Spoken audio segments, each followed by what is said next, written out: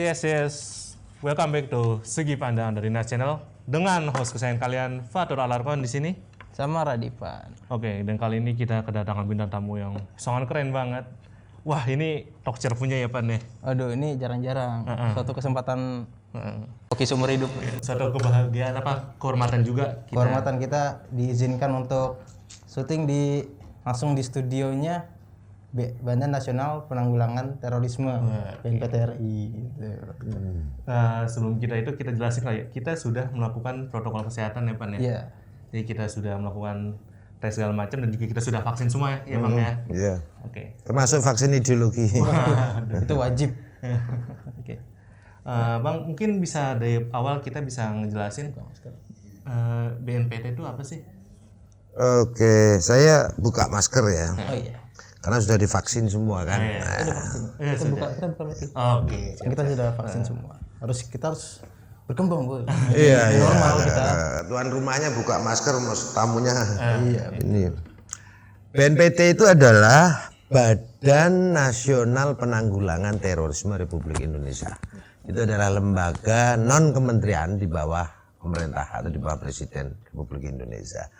Badan ini bertugas merumuskan atau membuat kebijakan di bidang penanggulangan terorisme, kemudian mengimplementasikan dan mengkoordinasikan segenap kementerian lembaga terkait termasuk Pemda maupun seluruh elemen masyarakat bangsa dan negara di dalam rangka penanggulangan terorisme, termasuk di dalamnya juga penanggulangan radikalisme. Karena kalau kita berbicara terorisme itu tidak boleh lepas dengan berbicara radikalisme. Karena radikalisme itu adalah paham yang menjiwai semua aksi terorisme. Paham yang merupakan fase menuju terorisme. Jadi semua teroris itu pasti berpaham radikal.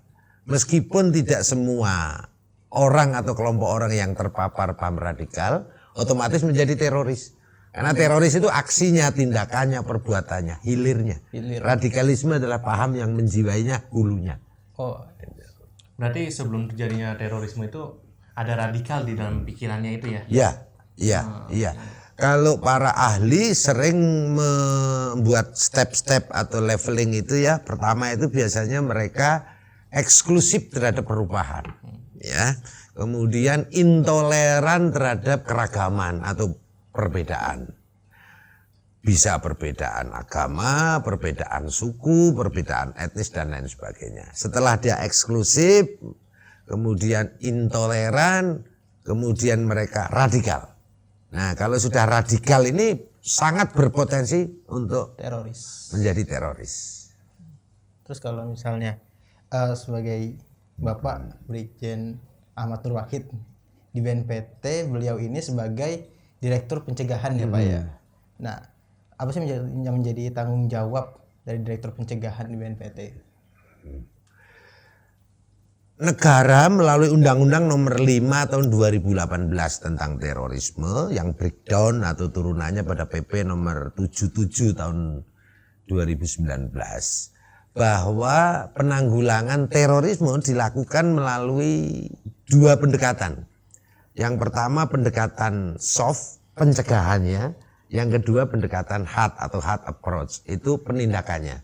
Kalau untuk terorismenya, ini dilakukan eksekutornya adalah Densus 88 Anti Teror Polri di bawah koordinasi BNPT sebagai lembaga fungsi koordinasi. Tetapi untuk soft approach, pencegahannya itu dilakukan oleh BNPT. Ya, tentunya BNPT memiliki fungsi sebagai koordinator untuk melibatkan dan mengkoordinasikan kementerian lembaga terkait, Pemda, termasuk seluruh elemen masyarakat bangsa dan negara, khususnya sivil, sosial moderat, termasuk sivitas akademika, harus dilibatkan ke semuanya. Nah, undang-undang tersebut mengamanahkan strategi pencegahan yang dilakukan oleh BNPT. Yang pertama adalah pencegahan bagi mereka yang moderat, yang belum terpapar. Ini jumlahnya, estimasinya hasil survei di tahun 2020 sekitar 87,8% lebih. Ya, ini masih moderat. Tetapi moderat ini berpotensi terpapar. Maka supaya imun dan kebal terhadap segala paparan radikalisasi dilakukan vaksinasi ideologi. Nah, karena radikalisme ini virus takfiri, virus ideologi radikal.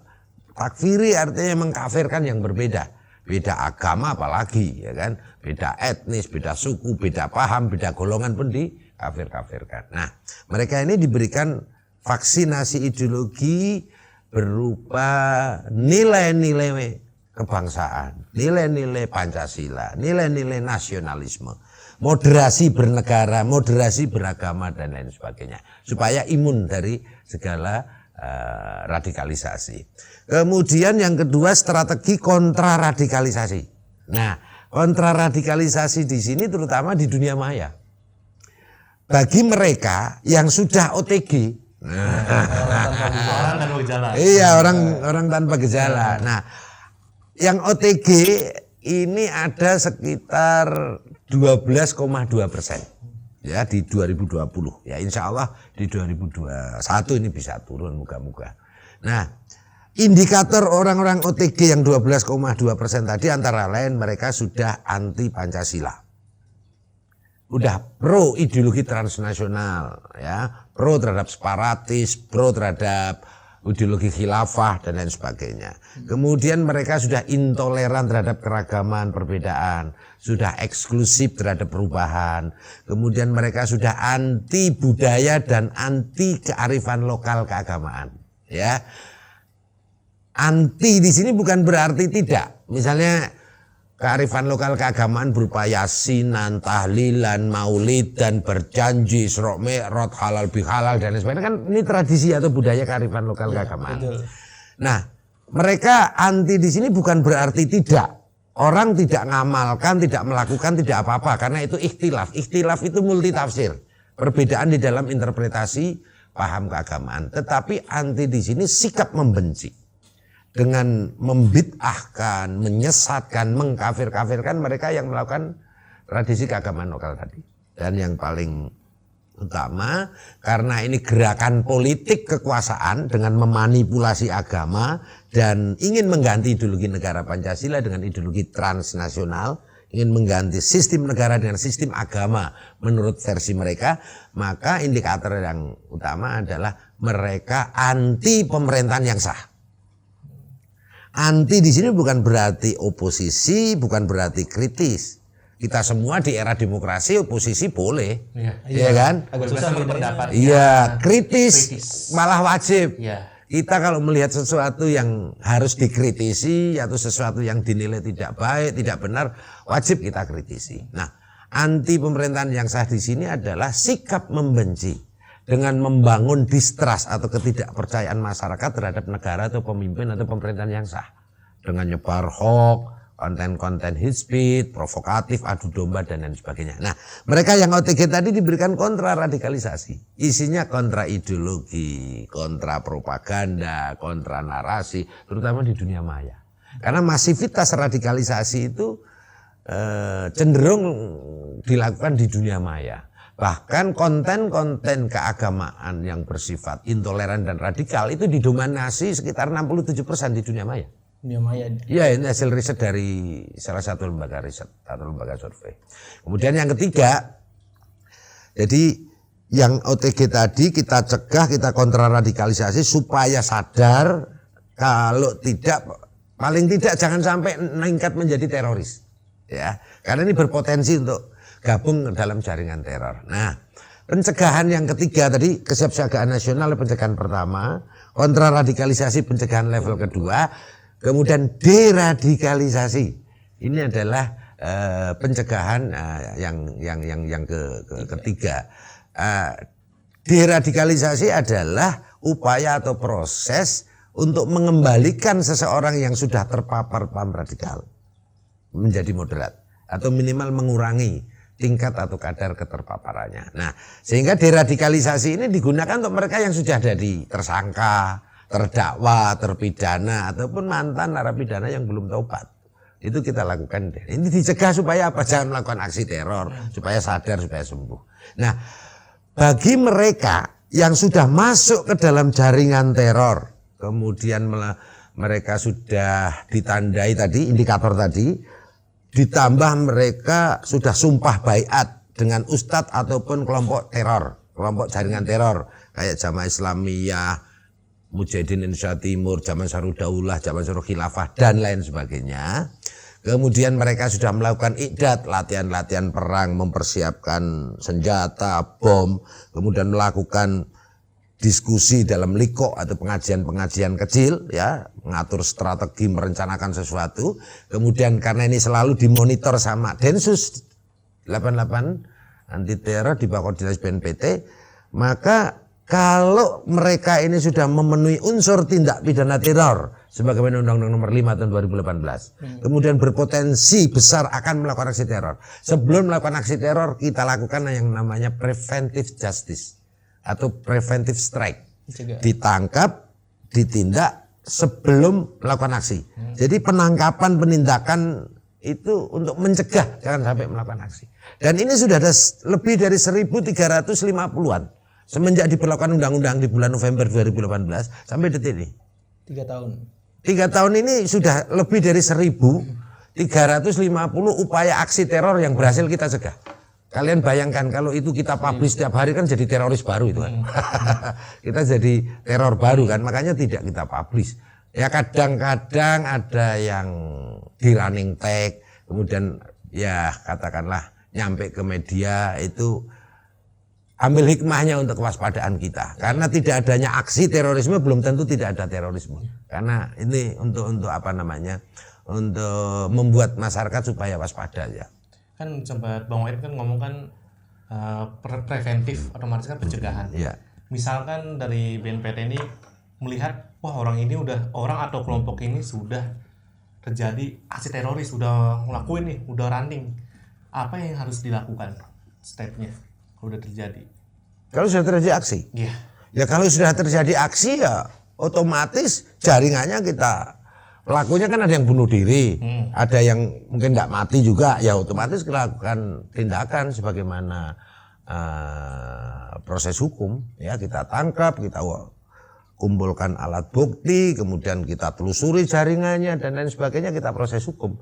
Kita semua harus proses hukum karena negara kita negara demokrasi. Negara demokrasi pilar utamanya adalah supremasi hukum salah satunya, yaitu segala sesuatunya harus berdasarkan hukum. Ya tadi udah sempat mention juga kan berarti ada BNPT dan Densus 88 ini emang harus bersinergi ya dalam melakukan aksi pencegahan teror. Nah yang membedakan job desk dari kedua BNPT dan Densus 88 itu apa sih, Bang? Kalau BNPT itu lembaga non kementerian di bawah presiden untuk mengkoordinasikan.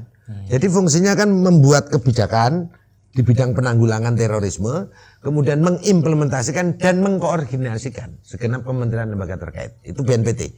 Densus adalah detasemen khusus anti teror, detasemen khusus 88 anti teror Polri. Itu fungsinya sebagai eksekutor di dalam penegakan hukum atau proses hukum terhadap tindak pidana terorisme yang ada. Tuh. Jadi koordinasinya BNPT, eksekutornya Densus. Nah, BNPT untuk implementasi atau kebijakan yang diimplementasikan dalam bentuk apa? Pencegahan tadi, mulai dari paling hulu tadi. Jadi ya Kesiapsiagaan nasional, kontraradikalisasi dan deradikalisasi. Paham nggak nih? Dapat. Iya kan? Jadi Densus itu eksekutornya, BNPT adalah pencegahannya. Densus itu hilirnya, law enforcement-nya, BNPT adalah pencegahan atau preventifnya. Ibaratnya yang nyundul-nyundul yang orang rusuk itu Densusnya gitu ya, yang lebih actionnya gitu. Ya untuk operasi intelijen, untuk memonitor gerakan terorisme Densus. Tapi kalau kita berbicara terorisme itu ibarat gini, saya analogiannya, teroris itu buahnya. Paham radikalisme itu pohonnya. Oke? Nah pohonnya. Nah Densus itu selalu memonitor buahnya, mulai dari yang pentil sampai yang masak. Nah kalau yang sudah masak itu supaya tidak jatuh atau hilang disambar codot, nah, makanya ditangkap. Itu namanya preventive justice. Oke. Nah BNPT itu ngawasi, memonitor pohonnya, jangan sampai berbuah. Gitu loh. Tetapi kendalanya di sini. Kalau Undang-Undang Nomor 5 tahun 2018 itu meskipun sudah bagus, sudah bisa digunakan perbaikan dari undang-undang sebelumnya, yaitu Undang-Undang Nomor 15 tahun 2003. Di mana dulu kalau kayak undang-undang pemadam kebakaran ya, kalau belum terjadi aksi teror ini belum bisa diterapkan. Tapi yang sekarang bisa. Jadi kalau mereka itu jaringan teror atau teroris itu buahnya, dia belum jatuh baru masa, itu udah langsung bisa ditangkap dan proses hukum dengan undang-undang ini, ya kan? Tetapi pohon radikalismenya tadi belum ada undang-undang yang melarangnya. Tapi pohonnya tahu itu pohonnya itu apa gitu. Tahu, kita monitor ini pohon radikal ini nanti bisa berbuah teroris. Tapi kita nggak bisa menindak atau memproses hukum, makanya soft approach, pendekatan soft tadi.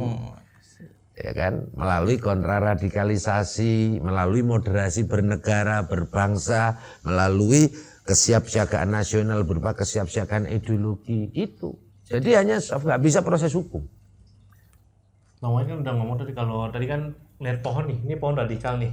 Nah, indikasi dari suatu kelompok itu radikal itu apa sih?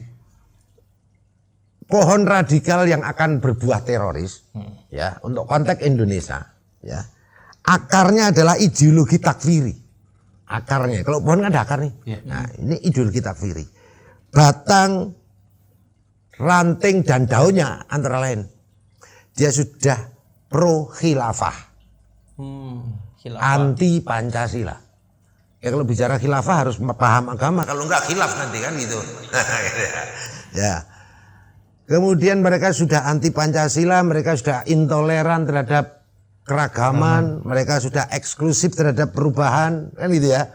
Mereka sudah anti pemerintahan yang sah tadi, mereka juga anti budaya dan anti kearifan lokal. Ini sudah pohon ini pohon yang akarnya adalah ideologi takfiri tadi, gitu loh. Nah, tinggal nunggu berbuah aja. Nah, kalau udah buah itu udah menjadi ranah Densus, tetap di bawah koordinasi BNPT, karena BNPT kan ada fungsi ini juga, fungsi penegakan hukum juga, tapi eksekutornya tetap Densus, ya, tapi di sini sebagai fungsi koordinator. Gitu. Nah, benar sih kalau misalnya dari ideologi takfiri kemudian berkembang jadi radikal, kemudian ujungnya kan aksi teror, buahnya itu. Nah, apakah yang bisa mendukung jatuhnya buah teror itu status sosial ekonomi itu berpengaruh nggak? Nah, ini kamu bertanya pola, ya. Terorisme itu oleh UN, oleh dunia internasional sudah dikategorikan sebagai extraordinary crime, kejahatan luar biasa, atau crime against humanity, kejahatan kemanusiaan. Kalau ini kejahatan, maka pola penanggulangannya harus juga relevan dengan teori atau ilmu tentang kejahatan, yaitu ilmu atau teori kriminologi. Terjadinya kejahatan disebabkan ketemunya antara faktor niat dan kesempatan. Kamu sering nonton itu anak-anak kan, anak muda kan sering nonton ada program TV apa itu, Bang Napi. Ya kan? Zaman dulu. Iya, zaman dulu kan. Ya, waspadalah. Waspadalah. Terjadinya kejahatan karena ketemunya antara faktor niat dan faktor kesempatan. Iya. Nah, demikian pula pola radikalisme terorisme seperti itu juga. Setiap manusia punya potensi baik, tapi juga punya potensi jahat. Demikian pula setiap manusia punya potensi moderat, tapi juga punya potensi radikal. Potensi jahat, potensi radikal akan menjadi niat jahat, niat radikal kalau dipicu oleh beberapa faktor yang sering disebut faktor korelatif kriminogen. Antara lain, yang paling utama, satu, politisasi agama. Agama dijadikan alat untuk kepentingan politik. Oke. Yang kedua, pemahaman agama yang menyimpang. Karena ini akar masalahnya ideologi. Ideologi yang terdistorsi, ideologi yang menyimpang, ya. Kemudian ada ketidakpuasan sosial dan politik. Kemudian adanya radikalisme bentuk lain, kapitalisme, sekularisme, liberalisme yang memunculkan ketidakadilan sosial, yang memunculkan kesenjangan ekonomi, yang memunculkan kemiskinan, yang memunculkan kebodohan. Dan faktor yang lainnya juga yang namanya kelemahan sistem hukum. Belum adanya regulasi yang melarang semua ideologi yang bertentangan dengan ideologi negara Pancasila. Niat. Kemudian niat tadi ketemu dengan kesempatan yang sering disebut polis hasad. Antara lain lingkungan yang radikal, keluarga yang radikal, persahabatan pergaulan yang radikal terutama di dunia maya itu. Ya. Konten-konten keagamaannya didominasi 67%. Konten-konten keagamaan yang intoleran dan radikal. Iya.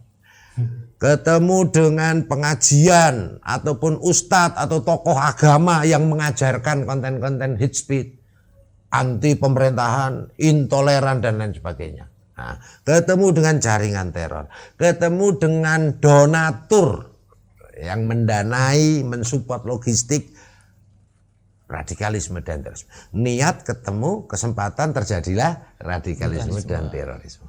Gitu. Nah, otomatis pola penanggulangannya harus dari hulu dong. Hulunya paling hulu, akar masalahnya apa itu? Ideologi yang menyimpang tadi, yaitu ideologi takfiri. Ini harusnya dilarang itu. Kebiasaan mengkafir-kafirkan. Kebiasaan mengkafir-kafirkan. Iya. Yang biasa teriak-teriak sate itu apa itu? Yang biasa teriak sate itu biasanya apa?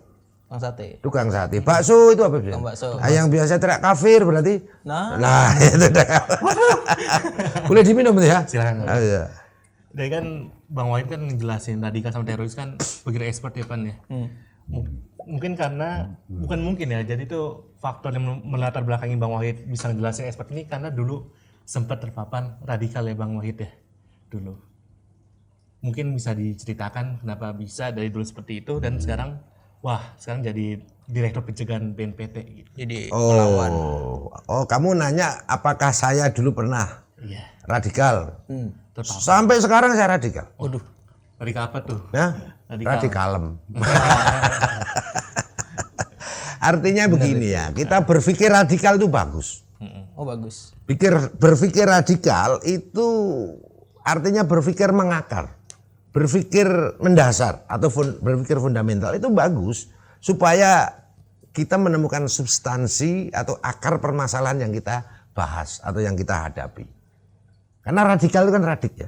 Tetapi kalau sudah menjadi isme atau paham atau ideologi itu nggak bagus.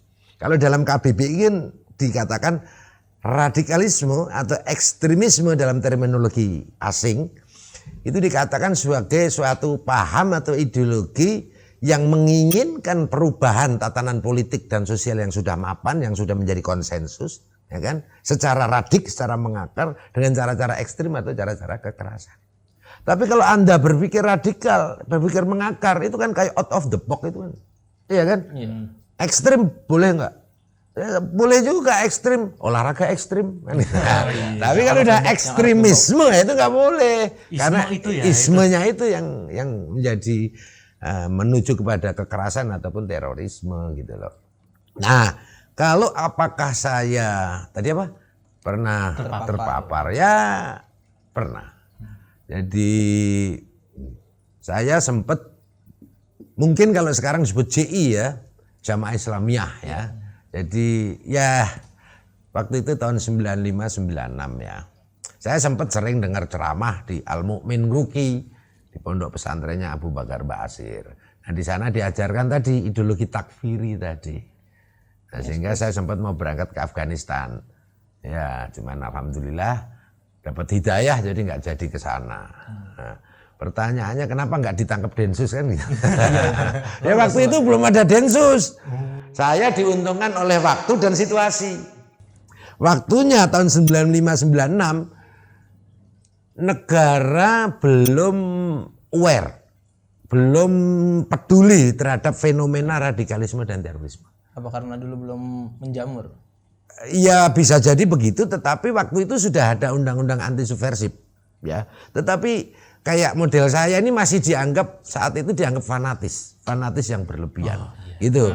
Nah baru begitu ada bom Bali di tahun 2002, nah itu negara baru sadar, baru aware, baru peduli, akhirnya terbit Perpu nomor 1 tahun 2002. Ya, setahun kemudian ditetapkan menjadi Undang-Undang nomor 15 tahun 2003 tentang pemberantasan tindak pidana terorisme, baru 2018 menjadi Undang-Undang Nomor 5 tahun 2018. Sekiranya saat itu sudah ada Densus, sudah ada undang-undang, saya sudah teroris, sudah ditangkap oleh Densus. Nah, Densus kan ada baru 2004 pasca bom Bali. Bom Bali 2002, 2004 berdiri Densus. Jadi belum ada, aman. Triggernya emang pas bom Bali sih itu. Pas bom Bali kan cukup. Ya sama aja, trigger dominan ya, negara menetapkan atau mengundangkan Undang-Undang Nomor 5 tahun 2018 itu ya pasca ada bom Surabaya yang dilakukan secara satu keluarga itu. Tuh. Apalagi? Kalau misalnya menurut Bang Wahid nih, kan tadi kan bom Bali pemicu trigger baru dibikin Densus 88. Nah, yang jangan sampai ada trigger lagi dan harus cepet-cepet dibuat undang-undangnya itu kira-kira kayak gimana? Jangan sampai trigger ini baru dibikin undang-undangnya. Harus dari sekarang. Jadi ibarat udah kecolongan duluan baru dibikin. Gitu. Iya. Ya kita harus konsisten terhadap konsensus nasional bangsa Indonesia, Pancasila, Bhinneka Tunggal Ika, NKRI, dan UUD 45. Kita kan sepakat nih, negara bersistem demokrasi. Sistem demokrasi itu pilar-pilar utamanya kan tadi supremasi hukum, ya kan? Penghormatan HAM, kemudian melibatkan partisipasi masyarakat, kemudian clean and good governance. Kalau supremasi hukum, maka segala sesuatunya harus dikembalikan pada hukum. Di mana supremasi hukum harus menjamin adanya keadilan, adanya kepastian, adanya kemanfaatan atau kemaslahatan sebagai tujuan diciptanya hukum. Sekarang, apa yo adil kalau yang dilarang hanya ideologi komunisme, marxisme, dan leninisme, di mana larangannya di TAP MPRS nomor 25 Romawi tahun 66, turunannya pada Undang-Undang Nomor 27 tahun 1999. Sementara ideologi lain yang relevan saat ini di depan mata kita, di masyarakat kita, mengancam eksistensi negara maupun eksistensi ideologi negara Pancasila, khilafah. Ya kan? Iya. Daulah, NII itu, Iya. ya kan? Itu juga ingin khilafah. NII itu Ya. Kemudian liberalisme, kapitalisme, nggak ada larangannya. Berarti kita nggak konsisten dong terhadap demokrasi. Artinya kalau dilarang semua ideologi yang bertentangan Pancasila, semuanya dilarang dong. Jangan hanya, termasuk transnasional.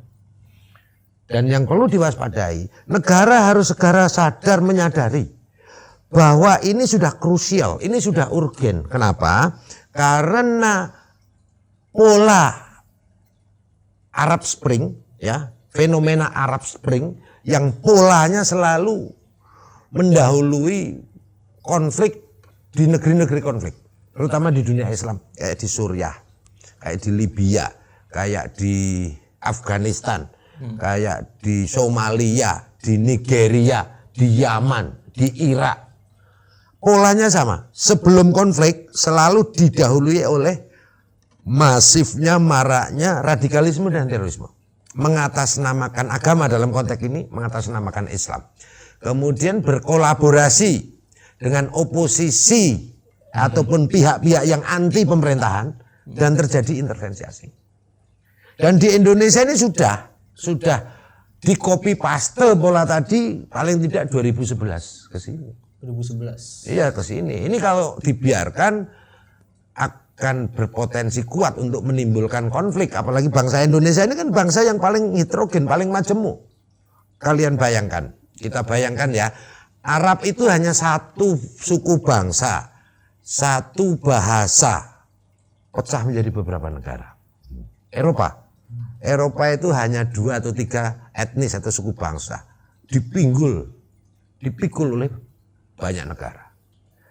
Afghanistan hanya 6 suku bangsa, konflik 40 tahun nggak rampung-rampung. Suriah itu hanya ada 4 atau 5 etnis suku bangsa, konflik. Bangsa kita itu ada 1.200 lebih suku bangsa, etnisnya lebih dari 600. Bahasa lokalnya lebih dari 1000. Pulonya lebih dari 17.480 pulau. Kamu kalau punya rezeki beli pulau itu bisa. Kasih nama. Benar? Iya. Ya dari ribuan pulau yang belum dikasih nama itu. Nah, bayangkan heterogenitas yang begitu besar, plural, dipikul oleh satu negara kesatuan Republik Indonesia. Nah, ini kan potensial konfliknya besar. Ini kalau dibiarkan ini bahaya.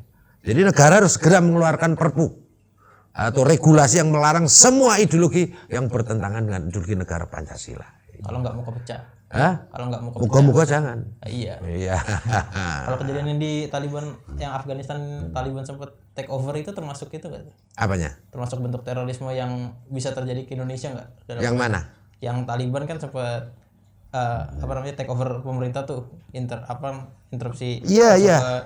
Tahun 96 itu Taliban itu berkuasa sampai 2001. Taliban itu didirikan tahun 93. Ya, itu dari dari Pushtun ya, dari suku-suku Pushtun ya. Talib itu kan artinya santri ya, para pelajar itu. Nah, sebenarnya Taliban ini praktis tidak pernah ikut berjuang Afghanistan dalam mengusir intervensi atau penjajahan Uni Soviet. Begitu Soviet bubar tahun 90 dan mundur dari Afghanistan, kemudian 93 ini berdiri Taliban ini. Yang berjuang dulu kan antara Mujahidin sama kelompok Al-Qaeda itu. Yang ini jaringan teror yang afiliasinya di Indonesia Jamaah Islamiyah. Nah, Taliban ini berdiri 93, secara ideologis Taliban itu moderat. Kenapa? Karena tauhidnya dia Maturidiyah. Ya. Kemudian kayak di kita NU lah ya. Kemudian mazhab fikihnya itu Hanafi. Ya, ini Hanafi itu sangat fikih Hanafi itu sangat fleksibel, sangat moderat gitu loh. Kemudian torekohnya Naqsabandiyah. Secara ideologis logikanya itu sangat moderat. Tetapi karena terjadi infiltrasi atau transformasi ideologi dengan takfiri tadi yang dipahami oleh Al-Qaeda, karena kan ada kolaborasi nih. 93 berdiri Taliban berkolaborasi dengan Al-Qaeda sebagai jaringan teror. Oke. Nah, kolaborasi tadi ditandai dengan dinikahinya putri tokoh Taliban ya. Saat itu namanya Mullah Muhammad Umar. Putrinya dinikahi sama pimpinan Al-Qaeda, Osama bin Laden.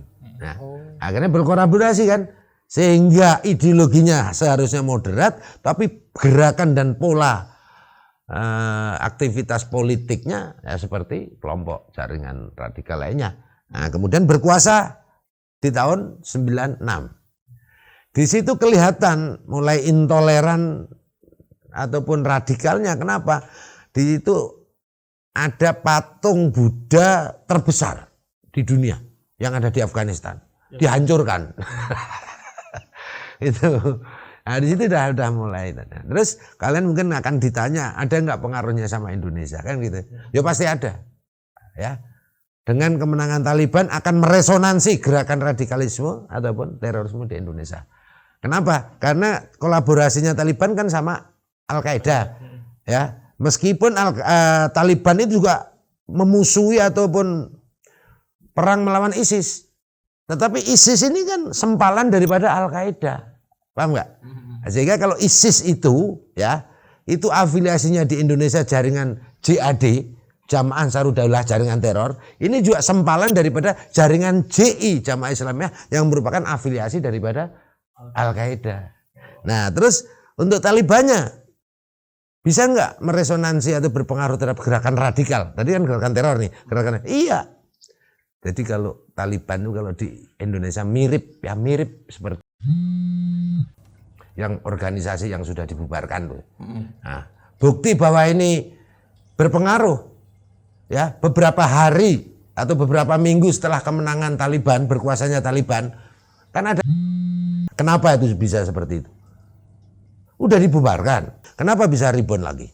Kenapa mereka masih menggelorakan khilafah, daulah, tegakkan syariah? Kenapa? Karena ideologinya belum dilarang.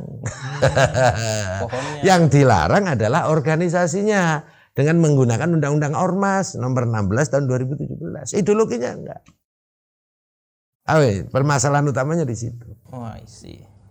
Oke, kayaknya lumayan sampai ke akar-akar yang kita dibahas antara radikal sama Bang Wahid. Termasuk gimana caranya supaya si pencegahan terorisme dari radikal khususnya kedepannya bagaimana secara hukum bisa dapat supremasi yang lebih jelas pasti. Nah, itu kan dari sisi BNPT dan lembaga negara gitu ya, dari hukum. Nah, kalau dari masyarakatnya sendiri, apa sih Bang kira-kira tips yang bisa kita lakukan, misal kaula muda lakukan gini, untuk kan ada usia mencari jati diri gitu ya, gimana caranya bisa selain terhalau dari radikalisme tapi juga memperkuat identitas atau jati diri nasional, vaksin ideologi. Nah gini, kelompok radikal ini kan strateginya ada 3 di dalam menginfiltrasi secara ideologis ataupun meradikalisasi masyarakat. Strategi yang pertama, mereka seperti strategi zaman kolonial dulu. Kolonial zaman 350 tahun menjajah Indonesia, strateginya mirip, yaitu mengadu domba. Yang pertama mereka menghilangkan, mengaburkan dan menyesatkan sejarah bangsa. Supaya anak bangsa ini kehilangan jati diri, kehilangan kehormatan dan kebanggaan diri sebagai bangsa. Sehingga ngekor ke barat, ngekor ke Turki atau zaman khilafah atau apa. Itu selalu begitu dia. Kemudian menganggap misalnya bangsa Indonesia itu dulu bagian daripada Turki Utsmani. Nah itu banyak tuh kayak gitu. Ya seperti itu mengaburkan dan menyesatkan sejarah. Kemudian yang kedua, mereka menghancurkan budaya dan kearifan lokal bangsa. Ya kan? Anti musik, ya kan?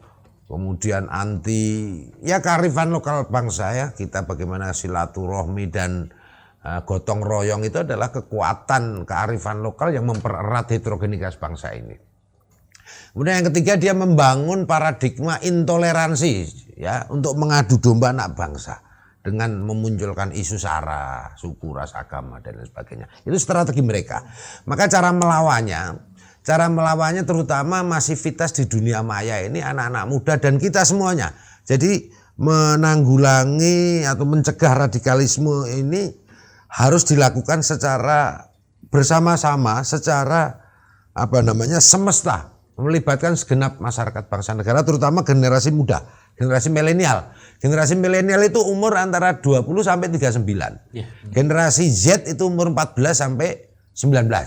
Generasi X, ya saya ini generasi X, itu antara umur 40 sampai 55. Jadi 20, 39 milenial ya, 55 ke atas sudah kolonial. Kalau saya masih generasi X ya.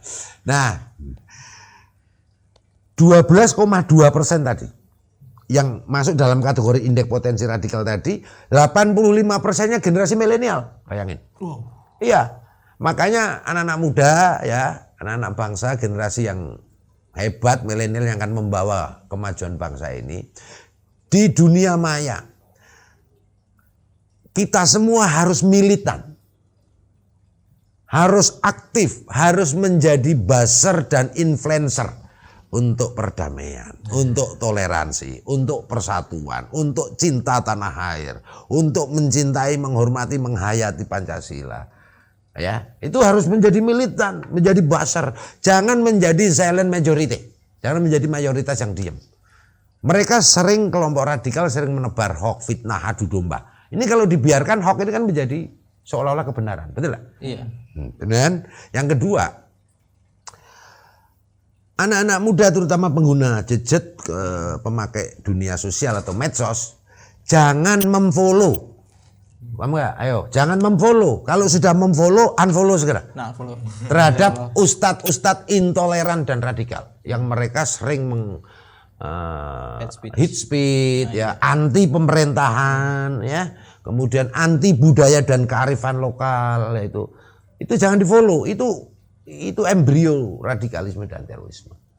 Nah, kemudian tentunya kami sarankan generasi muda ya untuk mencari atau memfollow, mengikuti tokoh agama, ustadz, kiai, tokoh bangsa yang mendamaikan, yang mempersatukan, bukan yang memecah belah, yang membahagiakan, bukan membuat takut.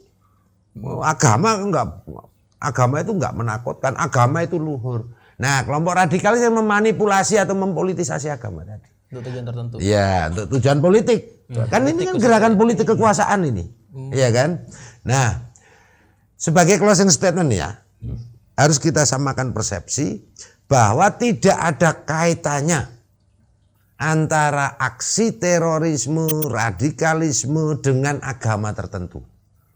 Ya, sekali lagi tidak ada kaitannya aksi terorisme dengan agama. Karena tidak ada satupun agama yang membenarkan aksi terorisme ataupun radikalisme. Betul. Setuju. Tetapi ini memang terkait dengan pemahaman dan cara beragama yang menyimpang dari oknum umat beragama yang bersangkutan. Dan ini biasanya didominasi oleh oknum umat beragama yang menjadi mayoritas di suatu wilayah atau di suatu negara.